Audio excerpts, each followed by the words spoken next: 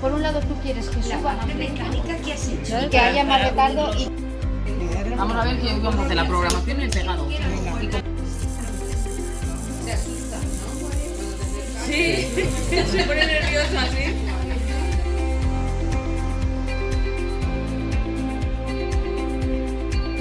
Vale, ahora sí se está leyendo. ¿Y la distancia cuánto menos que cuánto lejos?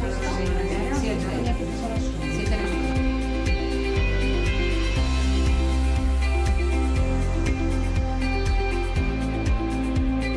Vamos todos juntos.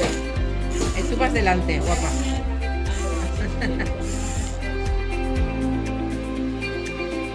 Dando valores, hay un desequilibrio.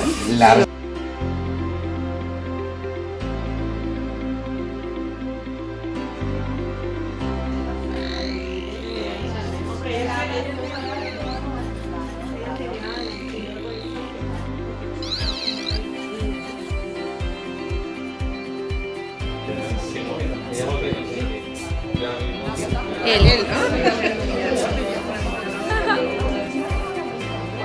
Va súper bien ahora, ¿eh?